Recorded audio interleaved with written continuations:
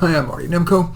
I'm going to be giving a talk soon to a group of young scientists at a prestigious university where the head of the program said his scientists are tending to be not very motivated, despite this guy is a great guy, the head of the program.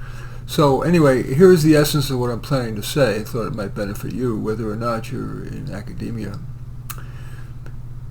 Many people, including maybe your friends and even your family, may think you have it cushy. After all, you're a scientist at a leading university. Yet, in fact, few of you have it easy. For example, you may have come up against your limits, finally working with people who are smarter, more knowledgeable, or harder working than you. Of course, everyone, from notaries to nobelists, eventually come up against their limits. You needn't necessarily accept yourself as is, but especially at your level. Consider not radical change, but rather tweaking.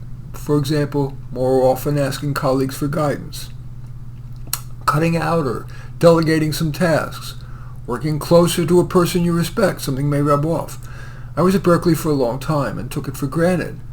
I lost sight of it being a world-class place, its resources, and being around smart people for professional benefit, personal benefit.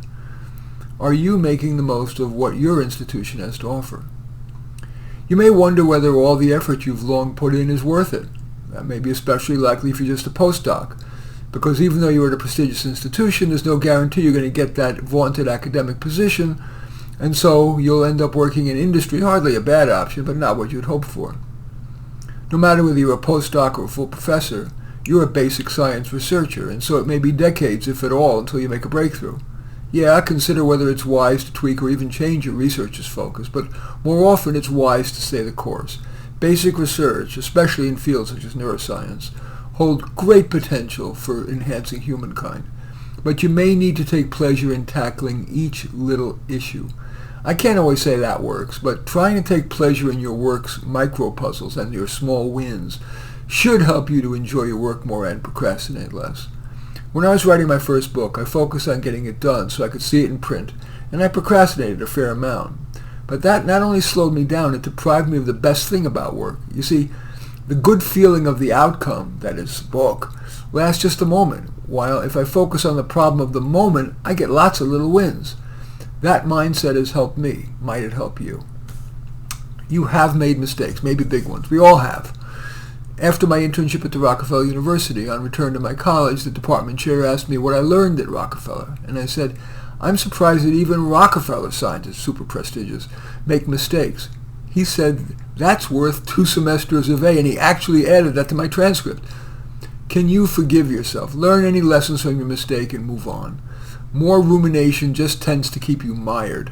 When I screw up, I try to take just a moment to think if there's anything I could learn from it, and then I try to distract myself by moving to my next task. That doesn't always work, but it often does. A number of my clients have complained to me that their significant other puts pressure on them to work less so they can do more domestic chores, be more available for fun, or to be with the kids. Now, this is a personal choice, but from my perspective, you've been given the gift of great intelligence, probably great education, and a top platform from which to use it.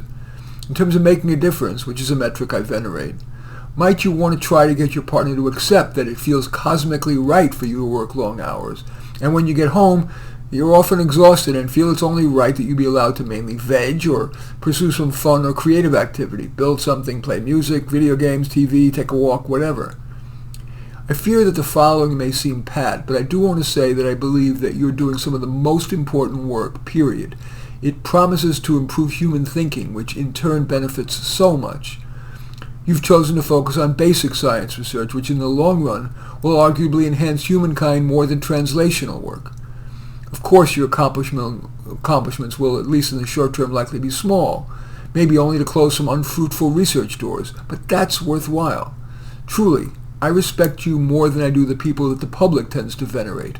Athletes, musicians, politicians, even the President of the United States. It is an honor to have been asked to talk with you.